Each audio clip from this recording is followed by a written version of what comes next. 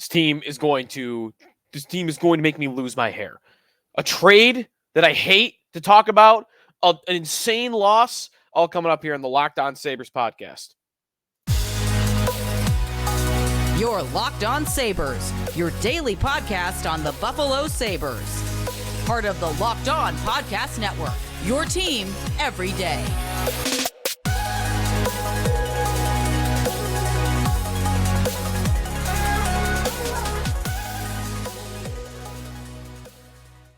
And thanks for making Locked On Sabres your first listen every day. We are free and available wherever you get your podcasts.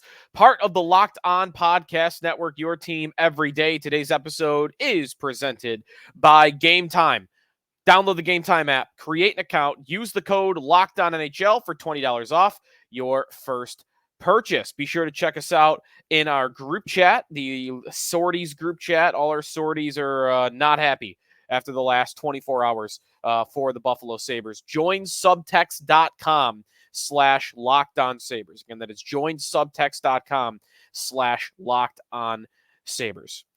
I cannot believe how bad this has gotten, and we are not even 2 months in to the Buffalo Sabres season. The most hyped I've been for a season in 8 years.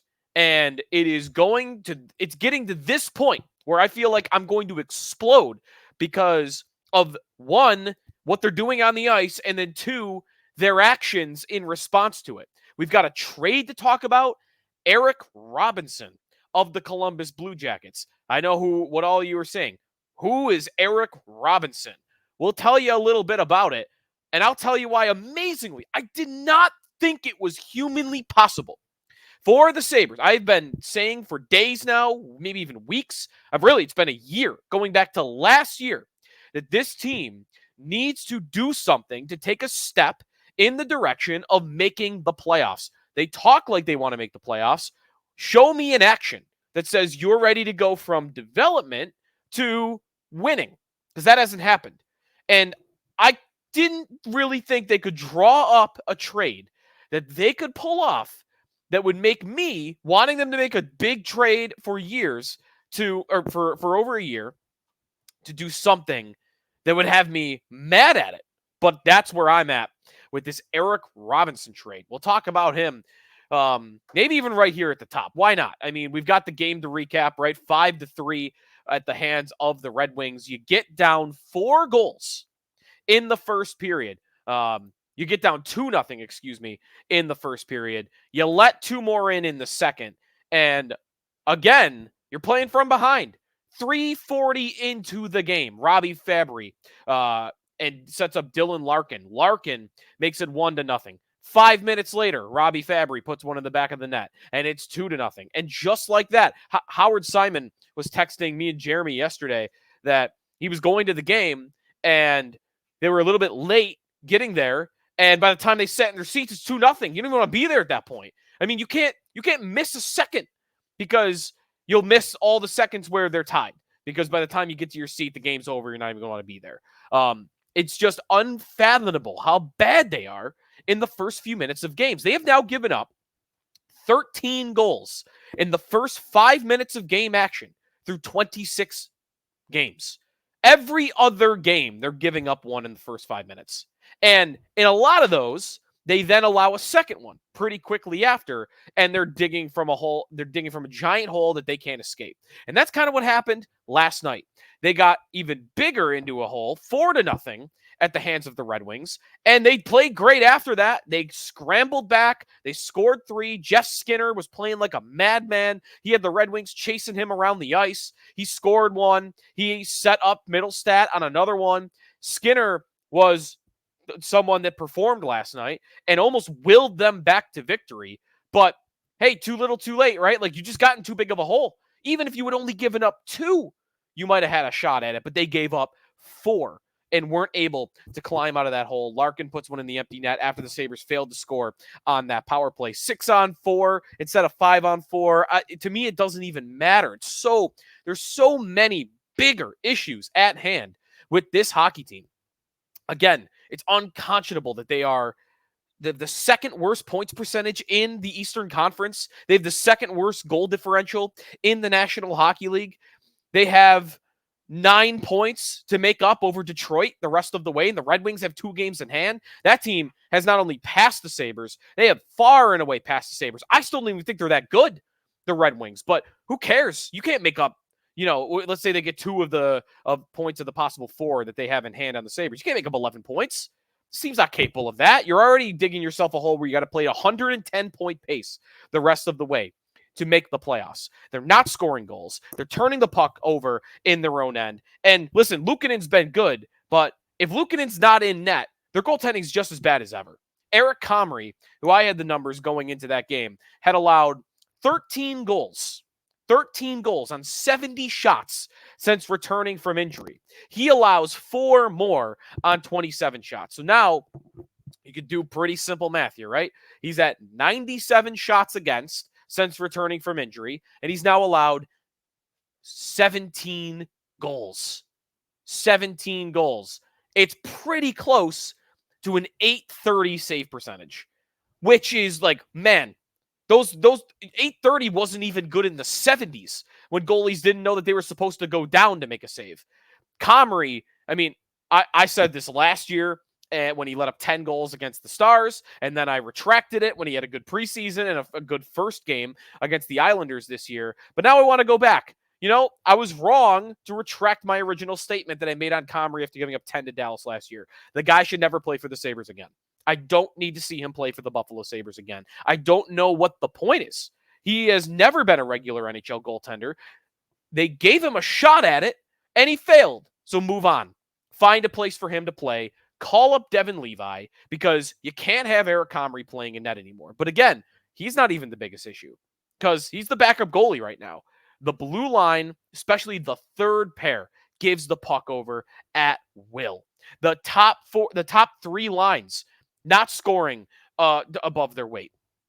And they need to. They did last year, and that's what kept them in the playoffs. The fourth line, really the bottom 6 on this team, is so bad. They get run over every time they are on the ice. And the depth is just shot to hell, where you have 3 minutes left in the game. You're down 1. It's an offensive zone start. And the 3 forwards they sent on the ice were Peyton Krebs, Tyson Jost, and Kyle Okposo. And that, to me, is the big problem right there. Kyle Okposo. He's the captain. They respect him wholeheartedly in the locker room. The Buffalo Sabres failed their own team and Kyle Okposo when they brought him back. Okposo would have retired. He would have walked away. And you know what? He might have felt like he did a pretty good job. And I would have said he did a pretty good job. What was his job in the second stage of his Sabres career? First stage was come in, be the final piece. We're going to make the playoffs. You're going to be a top 6 guy. That didn't work out well. Then his contract became a sinkhole, and now the young guys come in, and it's time for phase 2 of Kyle Okposo. Hey, just be a great leader. Teach these guys the ways, right? Anything that they're struggling with, help them along. He had a 20-goal season in phase 2, so put a couple of pucks in the back of the net. He did fine with that.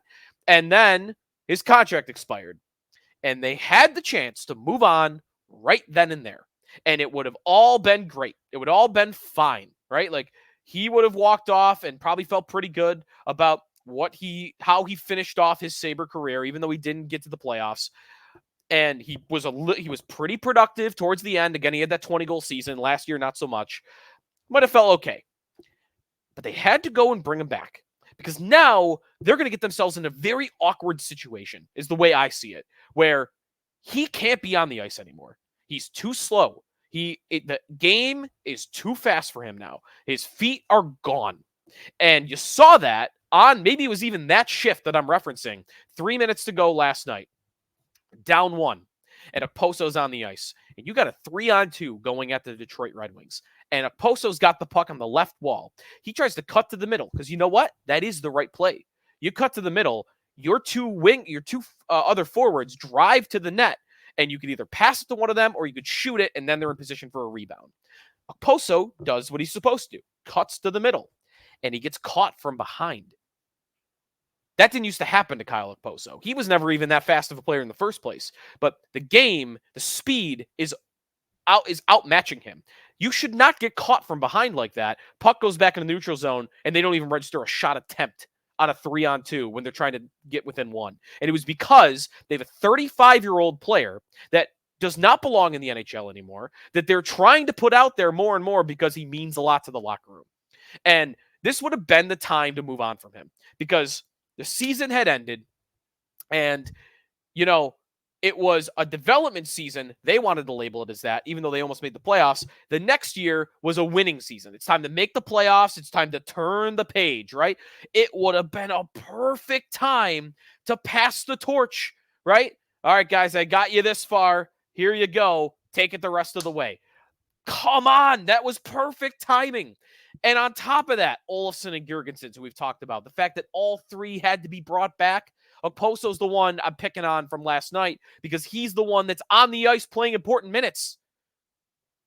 It's unbelievable. I don't even know why I'm going so hard after Okposo. It's not even an Okposo criticism.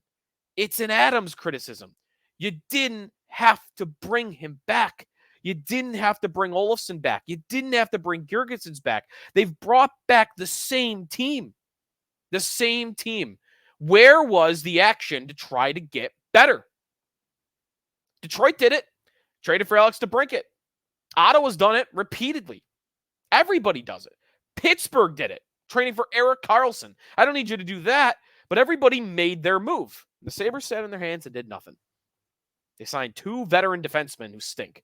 And really what they've done there is they've blocked Ryan Johnson from making an impact in this lineup because if he has even, he can't develop.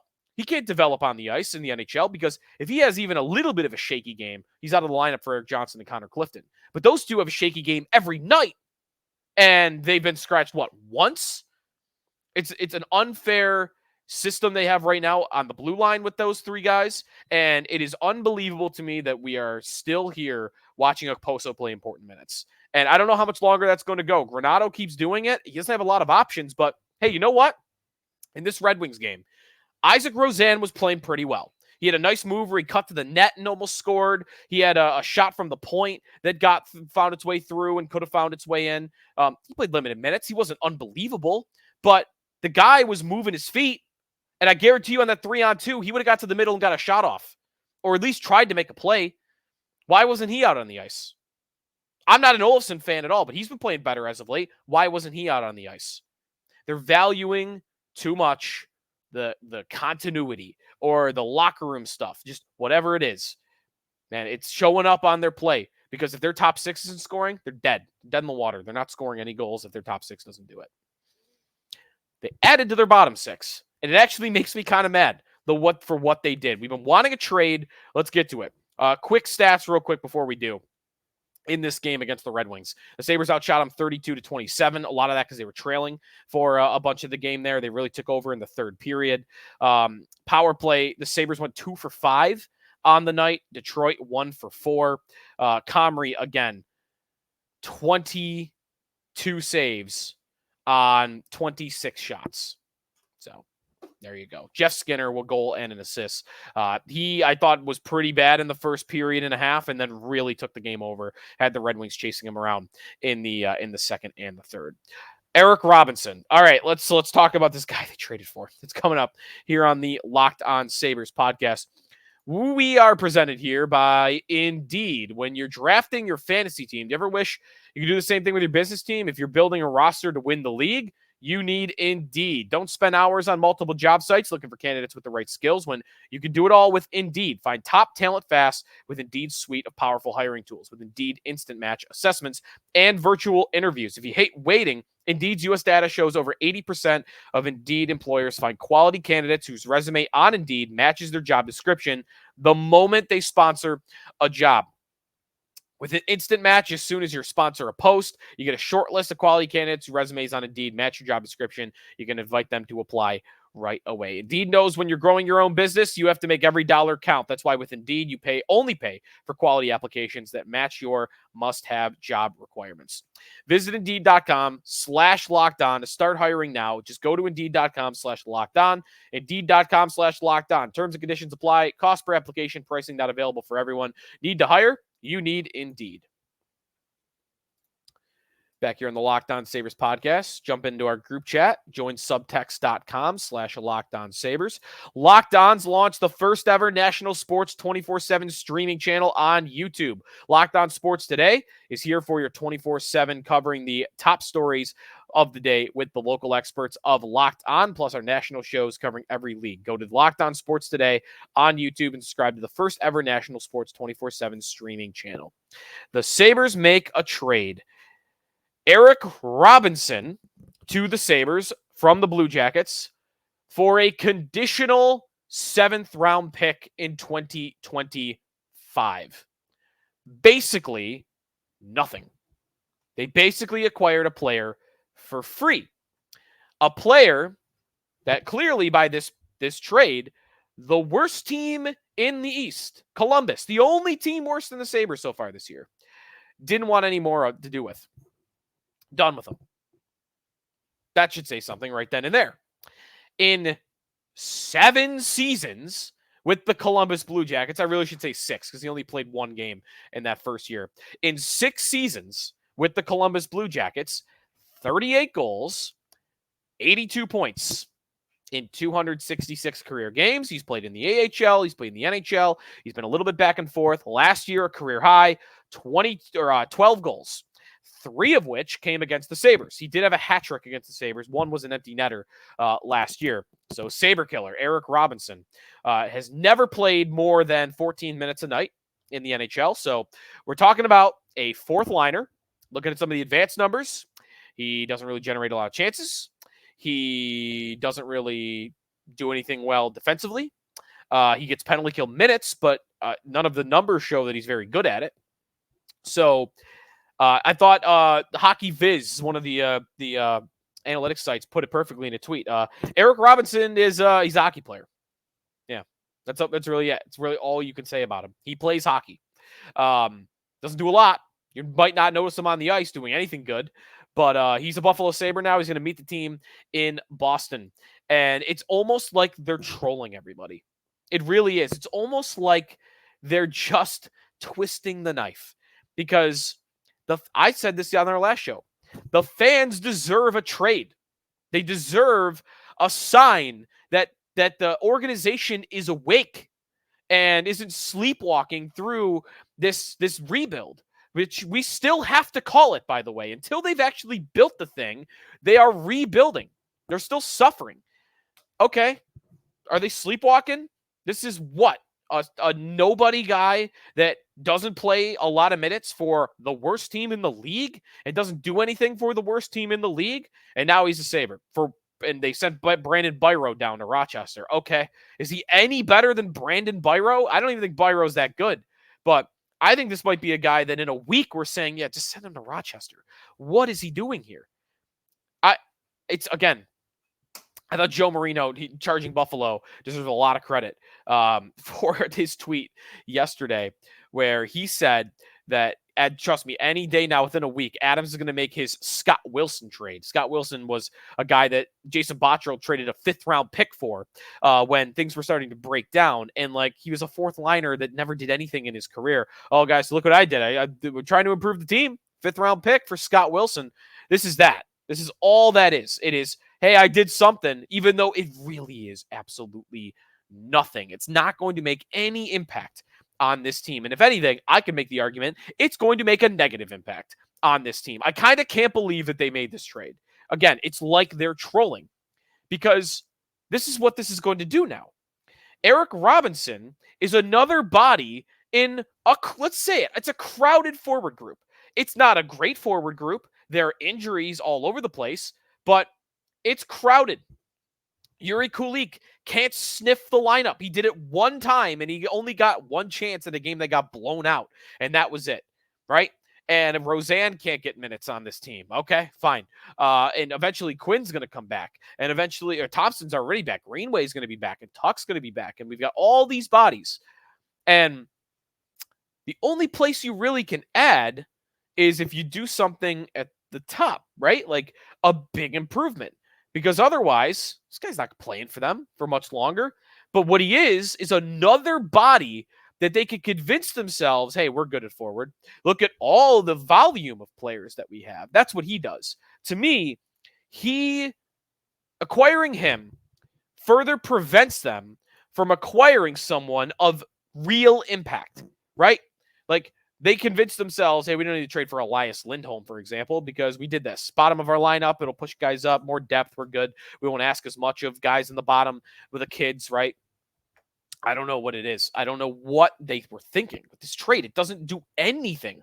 Again, like, there's just no point to it. It's like they are doing it for show. And that is, to me, the biggest criticism of it. It's the most frustrating part of it entirely. The other thing it does, and I do really want to talk about Kulich here, because he continues to produce in the American Hockey League.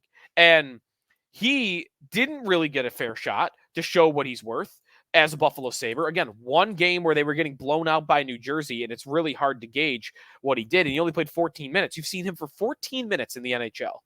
That guy's got a rip of a shot. He's very good offensively. He's been scoring at will in the AHL.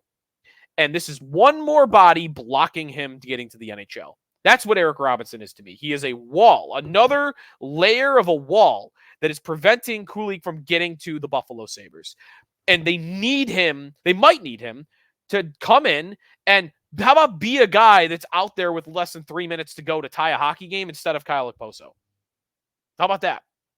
But we can't even get a look at that because Jost has got to be out there and Okposo has got to be out there. And now Eric Robinson is going to have to be out there because they acquired this guy and he's on an NHL contract. So he's another guy that Kulich's got to somehow leapfrog over. Or again, the trade part of it is maybe the more impactful part for me. It's just really wild. It's really wild and unbelievable. This was the trade they made. I guess, is it going to be that harmful to them? No, I don't really think the trade matters at all. But that's kind of the point, right? I tweeted out a GIF on Twitter of the giant crack in the foundation in the Seth Rogen movie, and he puts a piece of duct tape over it. That's what this feels like. You're just, it's like you're messing with me with your duct tape. I don't need your duct tape. Give me some concrete. Give me some plaster. Anything of consequence. Are there a conditional 7th round pick in 2025? I'm not even exaggerating. Are there 100 assets more valuable they could have traded than what they had? Really? Are there 100 assets that they could have traded that were more valuable than a conditional 7th round pick in 2025? It's pretty incredible. But all right, Eric Robinson. All right, let's see what this guy's got. Maybe he'll turn into Tage Thompson. I don't know. I'm hopeful. I hope that happens. But he's. By the way, some more details on the player. I realized I just kind of jumped over that. 6'2", decent size, not a great skater. 28 years old. Again, 28 years old. This isn't a developmental piece in any way. A young player. 266 games in the National Hockey League. He played, actually, I said he's been back and forth between the AHL. He hasn't played in the AHL since 2020. So he's had a couple of years here where he's been a regular in the NHL, but a regular for Columbus that hasn't done anything. Where is my win now move? Where is it? They said the window was open. Well, where is it? Where is the win now move? All right. Before we get out of here, I want to remind you, we are brought to you here on the Locked On Sabres podcast by Game Time. Game Time, you shouldn't have to worry about where you're buying tickets to your next big event. Game Time is the fast and easy way to buy tickets for all sports, music, comedy, and theater events near you with killer last-minute deals, all in prices, views from your seats, and their best price guarantee. Game Time takes the guesswork out of buying tickets. See the view from your seat before you buy so you know exactly what to expect when you arrive. All in prices, show your total up front so you don't have, so you do know you're getting a great deal without hidden fees. Buy tickets in seconds with just 2 apps. With zone deals, you pick your section. Game Time picks the seats for an average of 18% savings, and the Game Time guarantee means you'll always get the best price. If you find tickets in the same section and row for less, Game Time will credit you 110% of the difference. Take the guesswork out of buying tickets with Game Time. Download the Game Time app, create an account, use the code LOCKEDONNHL for $20 off your first purchase. Terms apply. Again, create an account, redeem code LOCKEDONNHL for $20 off. Download Game Time today. Last minute tickets, lowest price guaranteed. Wrapping things up here on the Locked On Sabres podcast. Text me your questions and your comments and really your grievances. That's really what I'm looking for these days is the grievances. Always trying to respond. The more bodies we get, it'll get a little harder, I'm sure, to respond, but I try to make it through everybody.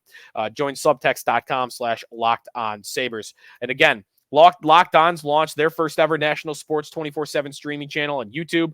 Locked On Sports Today here for your 24/7, covering the top sports stories of the day with local experts of Locked On, plus our national show covering every league. Go to Locked On Sports Today on YouTube and subscribe to the first ever national 24/7 streaming channel.